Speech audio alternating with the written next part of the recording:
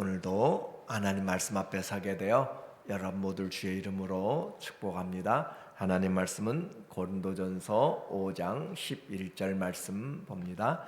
이제 내가 너희에게 쓴 것은 만일 어떤 형제라 일컫는 자가 음행하거나 탐욕을 부리거나 우상 숭배를 하거나 모욕하거나 술 취하거나 속여 빼앗거든 사귀지도 말고 그런 자와는 함께 먹지도 말라 함이라.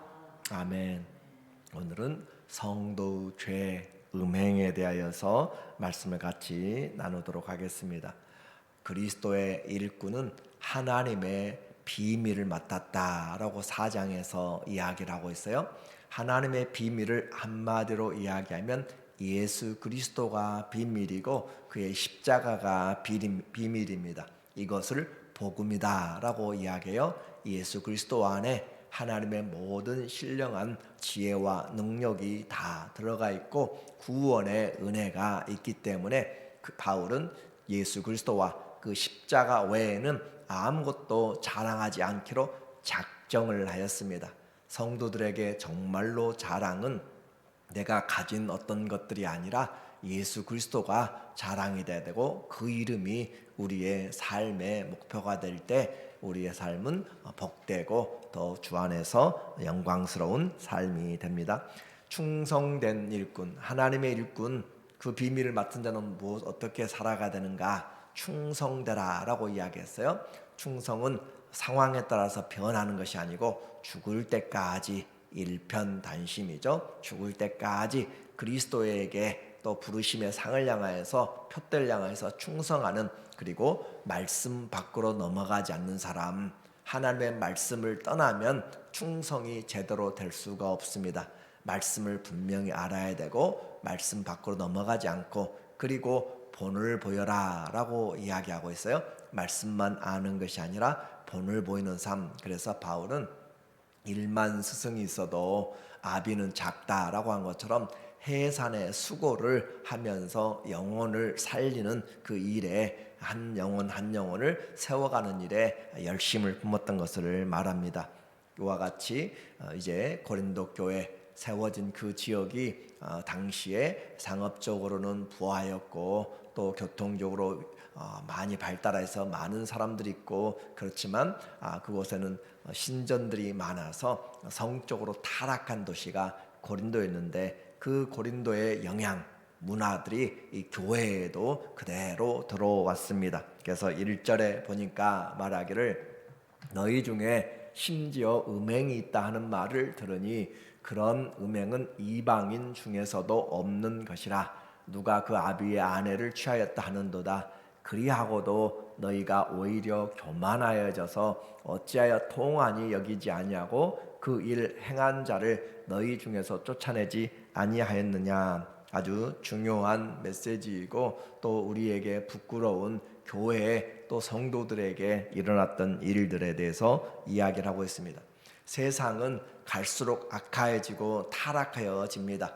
음란하고 패역한 세대라고 예수님이 그 당시에도 이야기를 했어요. 오늘날도 마찬가지인데 교회는 그와 같은 패역하고 음란한 세대 가운데서도 거룩을 추구하고 세상의 빛과 소금으로 살아가는 세상의 잘못된 문화들 가운데서 올바른 그리스도의 문화를 세워나가는 것이 교회인데, 거꾸로 교회 안에 그와 같은 타락이 들어오게 되면 교회의 본질과 능력은 사라지게 됩니다.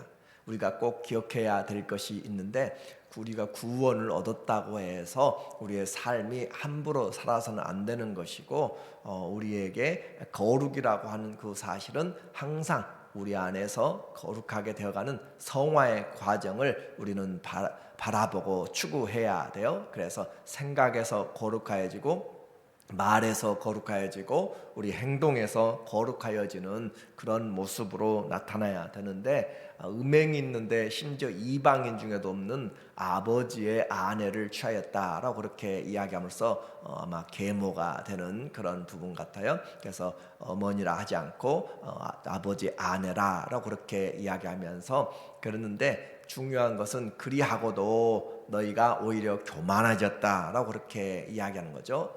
그리하고도 교만해졌다. 왜 그렇게 교만해졌을까라고 생각해 볼 수 있는 것이, 만약에 그들이 지금 이 고린도 교회에서 자기들이 은사를 주장하고 자기들이 가진, 그리고 또 자기의 분파들, 나는 바울에게라, 게바에 베드로에게라, 아볼로에게라, 그리스도파라, 그렇게 하면서 나누어졌는데, 자기 파 중에서 한 사람이 그와 같이 죄를 지으면 그것에 대해서 정죄를 하고 해야 되는데 오히려 보호하고 그렇게 하는 거예요. 자기 세력이 약해질까 봐. 그와 같은 일은 사사기에도 아주 놀라운 그런 기록들을 우리에게 이야기하잖아요. 레위 사람이 첩을 취한 것도 죄인데, 그 첩이 데리고 가다가 기브온에서 그들이 죄를 범하여서 그 죄를 범한 사람, 그리고 베냐민을 그들이 징계하려고 이스라엘 총회가 모였잖아요. 그래서 그와 같이 되었을 때 베냐민 사람들은 그 자기들에게 속한 사람들을, 거류민들, 불량자들을 보호하려고 전쟁을 전 이스라엘 총회를 향하여서 하게 되는, 그러니까 자기들 파에 속하였기 때문에 감싸준다라고 하는 그런 부분을 우리는 꼭 생각을 해볼 수가 있어요. 내 편에서 우리 중에서 누가 잘못된 것을 하면은 다른 사람들보다 감싸주는 것, 그래 좋은 것은 괜찮고 적당하게 할 수 있지만, 그러나 이와 같은 큰 죄에 대하여서 그것을 우리 파기 때문에, 우리 안에 들어왔기 때문에, 내가 알기 때문에 덮어준다라고 하는 그런 부분은 잘못된 것이고, 또 하나는 아마 그 죄를 범한 사람이 교회에서 영향력이 좀 있었던 것 같아요. 그러니까 그와 같이 영향력 있는 사람에 대하여서 죄를 유전무죄라는 말도 있잖아요. 그래서 무전유죄가 되고, 돈이 없으면 없는 죄도 생기는 것이고, 권력이 있고 돈이 있으면 있는 죄도 덮어가는, 없는 것으로 그렇게 하는 것처럼 그와 같은 상황이 되었던 것 같습니다. 그래서 오히려 교만해져서 통한이 여기지 않고 슬퍼하고 회개해야 되는데, 그렇지 않고 그 일 행한 자를 쫓아내지도 않았다. 어떻게 보면 치리가 없었다라고 하는 것이잖아요. 그렇게 해서 이와 같이 온 교회가 지금 잘못된 길로 가고 있을 때 바울은 거기에 대해서 이미 판단을 내렸습니다. 3절에 보니까 말하기를, 내가 실로 몸으로는 떠나 있으나, 지금 바울은 에베소에서 그 소식을 듣고 편지를 이미 한번 보낸 것 같아요. 떠나 있으나 영으로는 함께 있어서, 몸은 떠나 있지만 영으로 함께 한다. 우리가 그리스도 안에서는 연결이 되는 것이죠. 그래서 거기 있는 것 같이 이런 일을 행한 자를 이미 판단하였노라. 그것은 이미 교회에서 징계를 해야 되고 치리를 해야 되는 그런 상황이 되었다라는 거고, 주 예수의 이름으로 너희가 내 영과 함께 모여서 우리 주 예수의 능력으로 이런 자를 사탄에게 내주었으니 나중에 이와 같은 일이 되어졌어요. 이는 육신은 멸하고 영은 예수의 날에 구원을 받게 하려 함이라. 여기에 우리가 좀 신학적으로 생각해 봐야 될 문제들이 나타나게 됩니다. 여기 육신은 멸하고 영은 예수의 날에 구원을 받게 한다. 그래서 사탄에게 내주었다.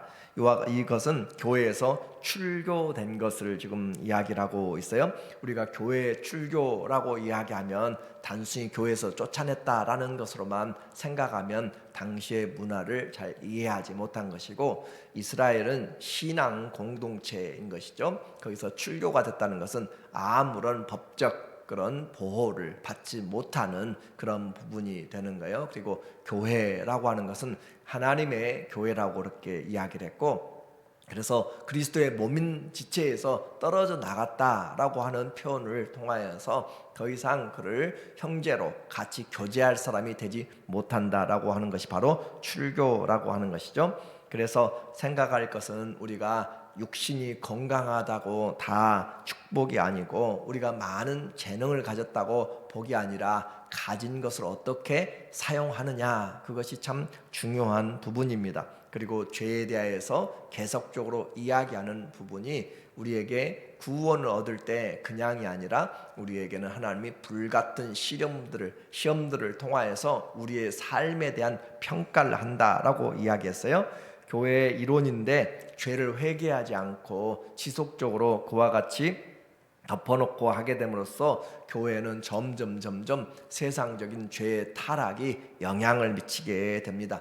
우리에게 능력 이야기했어요. 내가 돈을 많이 가졌다고 교회가 능력 있는 것이 아니라 교회의 능력, 성도의 능력은 거룩이 능력입니다. 모든 사람도 죄 앞에서, 사단의 정죄 앞에서는 다 무너지게 되는 것이고, 그리고 이 거룩은 모든 약한 것들을 이겨내고 하나님 앞에 올바로 설 수 있기 때문에 성도가 무장해야 될 것은 바로 거룩으로 무장을 해야 우리의 삶이 능력이 있게 되는 거예요. 그래서 교회는 거룩을 유지하는 일에 가장 신경을 써야 됩니다. 세상에 죄가 우리에게 들어오게 되면 다 무너져 가는 거예요. 가정이 행복해도, 돈이 많아도, 건강해도 죄가 들어오면 무너지게 되는 것이고, 남편이, 아내가 또 죄를 짓게 되면은 점점 무너지게 되는 거잖아요. 그런 것처럼 죄는 교회를 무너뜨리는 큰 사단의 권세이기 때문에 그래요.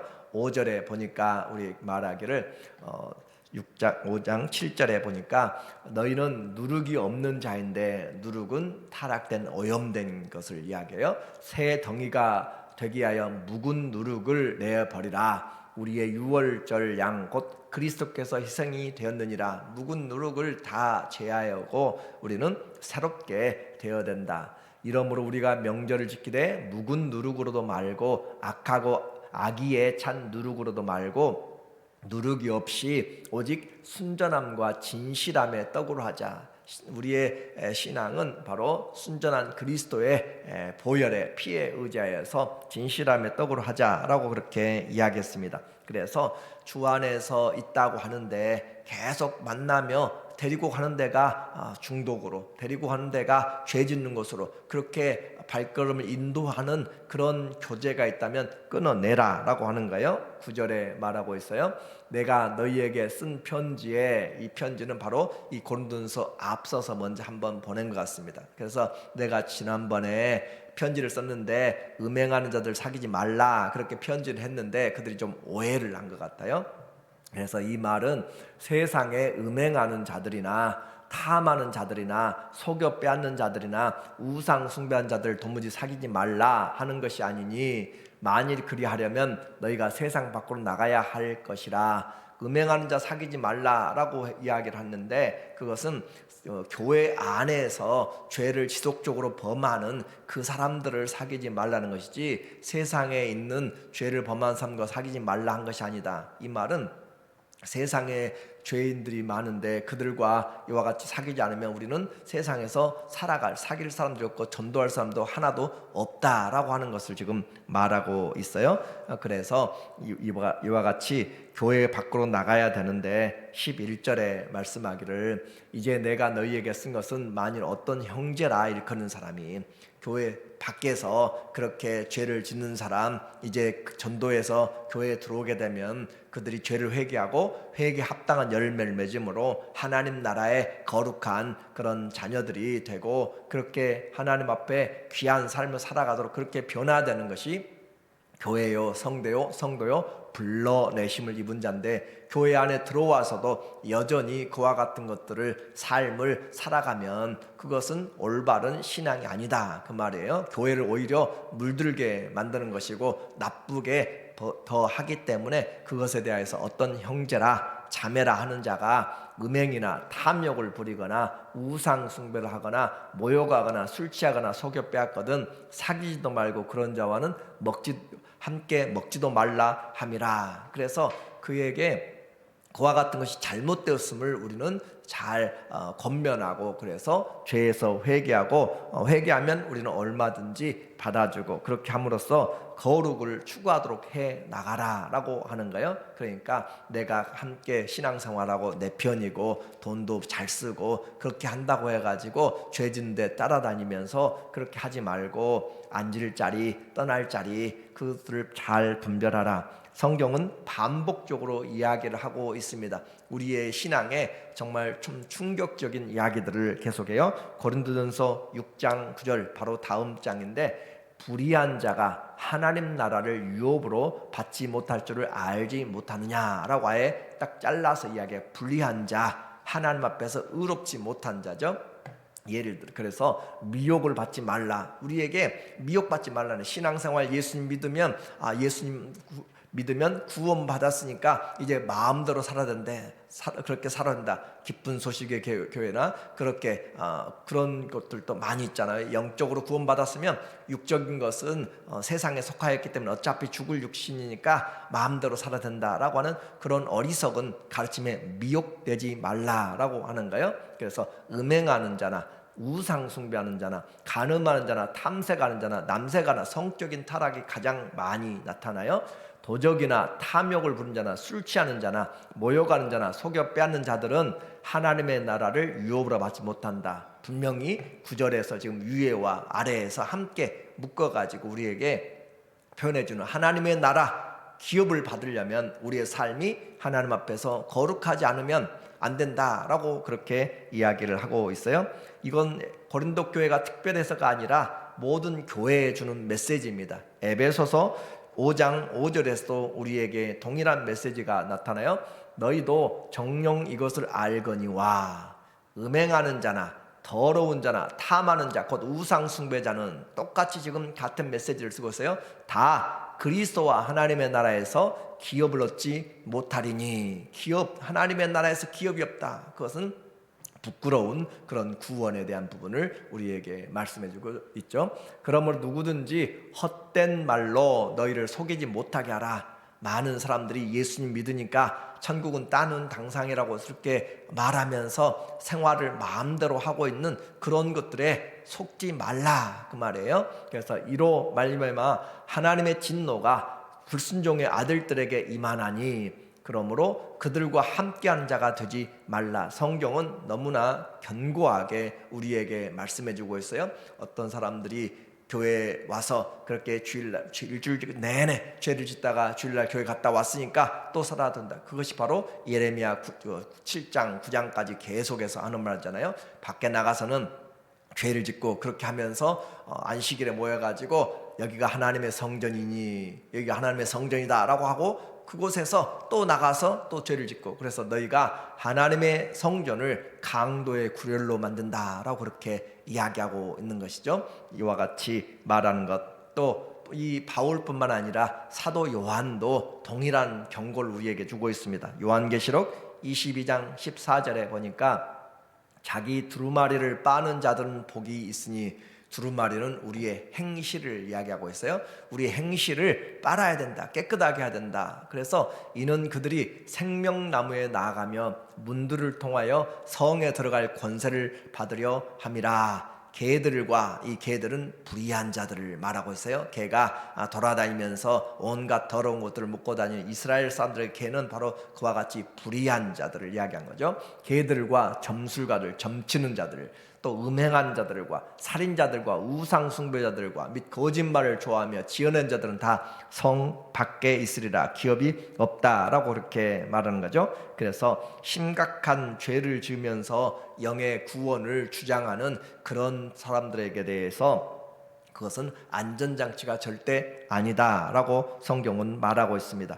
그리스도인이라고 부르는 성도들은 우리의 삶의 거룩을 점점 주님 닮아가도록 해야 돼. 그래서 영적인 전쟁이에요. 사탄과의 전쟁은 그렇게 보이는 그런 것뿐만 아니라 보이지 않는 죄와의 전쟁. 그래서 너희가 죄와 싸우되 피 흘리기까지는 싸우지 아니하도다 라고 하면서 히브리서 12장에서 우리에게 말하고 있는 것이죠. 피 흘리기까지 싸워야 되는데 죄에 대하여서 바울은 오호라 나는 공고한 자로다. 누가 이 사망 몸에서 나를 건져내랴 라고도 이야기하고 내가 매일 죽노라 라고 하면서 십자가를 의지하면서 하나님께 나가려고 그렇게 몸부림쳤던 것들을 알게 되고 내가 죄인 중에 괴수라 라고 하면서까지 그렇게 해나갔던 것, 주님이 우리에게 주신 십자가의 복음과 사랑은 마음대로 살아라 그런 부분이 아니라 주님 닮은 삶으로 오히려 우리의 삶을 우리 몸으로 하나님 앞에 드리는 산 제사가 되라고 이야기하고 있는 것이죠.